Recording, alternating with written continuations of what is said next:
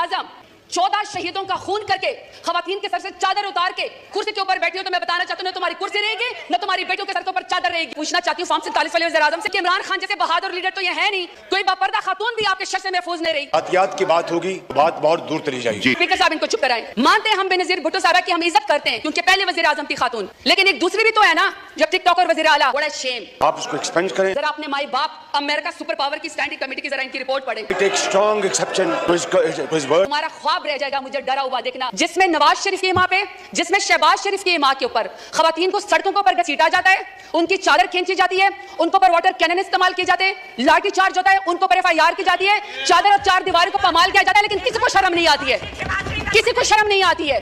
कहा गया कि जी सियासत में सबका हक है और इसमें लिखा हुआ है कि जी टॉलरेंस होनी चाहिए। स्पीकर साहब मेरा सवाल है, क्या डेरा गाजी खान मेरे लिए नो गो एरिया था? आप मेरे घर का मुहासरा करें, जब मैं घर से निकलूं तो आप मेरे ऊपर लाठी चार्ज करें। पूरे डेरा गाजी खान ने देखा कि पूरे डेरा गाजी खान की जितने भी पुलिस एनफोर्समेंट थी, इंतजामिया थी, वो एक साइड के ऊपर खड़ी थी और मुझे पाकिस्तानी चौक में कॉर्डन ऑफ करके अकेला वहां पे खड़ा किया हुआ था। किसी को शर्म नहीं आई है, किसी को कोई फर्क नहीं वहां पे पड़ा। जब घर से बाहर निकलो तो कहते हैं कि आप NOC दो। कौन से आइन कानून में स्पीकर साहब होता है कि घर से निकलने के लिए आपको NOC चाहिए?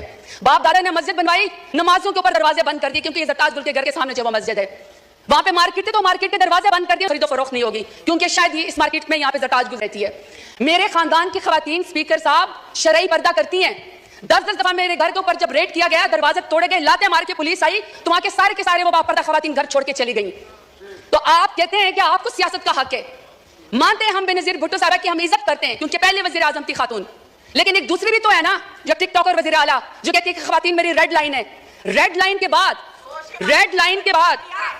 बाद आप यहाँ पे कायद-ए-आज़म रहमतुल्लाह अलैह की तस्वीर के सामने मोहतरमा फातिमा जिन्ना का जिक्र करते हैं। शुक्र है स्पीकर साहब, स्पीकर के मोहतरमा फातिमा जिन्ना के जो ओपोनेंट थे ना, वो हिंदू थे, वो अंग्रेज थे, वो कुछ तो वज़ादार थे। यहाँ पे वज़ादारी का मुझे आलम बताएं, यहाँ पे आप मुझे वज़ादारी का आलम बताएं स्पीकर साहब कि कायद-ए-आज़म रहमतुल्लाह अलैह के पाकिस्तान में भी खवातीन को सियासत की इजाजत है। ये अमरियत का जिक्र करते हैं ना, कल को कह रहे थे कि जी किसी को निकाल के आप कब्र से फांसी पे लटका दो, तो मुशर्रफ दौर में सबसे ज्यादा खवातीन को यहाँ पे रिजर्व सीट दी गई।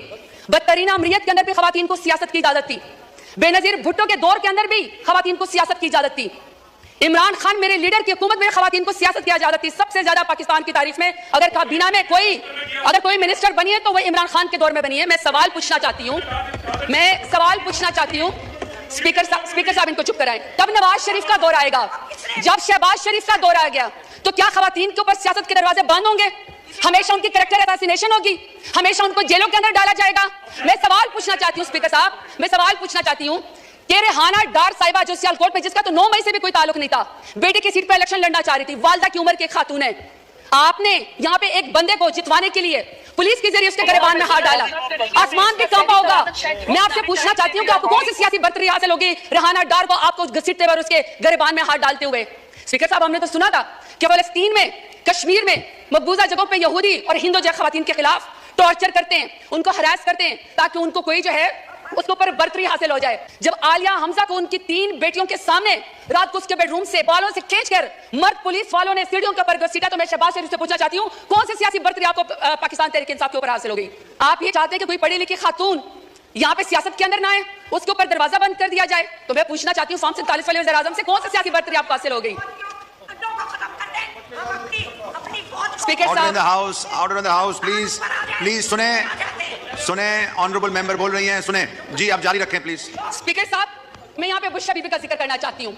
खातून अव्वल रह चुकी हैं, हयादार औरत है, बापर्दा औरत है, लाख इख्तलाफ होगा इनका, लाख इख्तलाफ होगा स्पीकर साहब इनका, शहबाज शरीफ का, नवाज शरीफ का लाख इख्तलाफ हमसे होगा, इमरान खान से नफरत भी होगी क्योंकि इमरान खान जैसे बहादुर लीडर तो ये है नहीं, तो चलो आपको सियासत में नफरत होगी।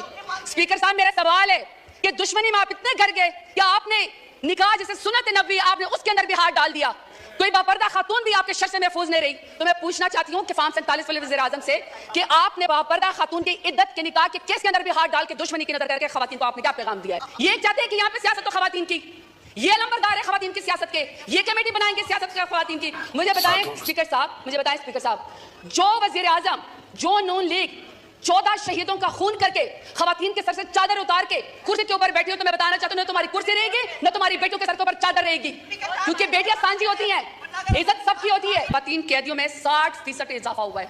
बड़ा शेम, आपने महंगाई तो कर दी,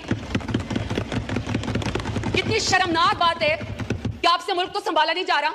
आप कश्मीरियों का खून करते हैं, आप खवातीन को सड़कों के ऊपर घसीटते हैं, आप किसानों की पटकी उतारते हैं, लेकिन आपके पोर्टफोलियो पे माशाल्लाह से क्या है कि 60% खवातीन का इजाफा हुआ है कैदियों में।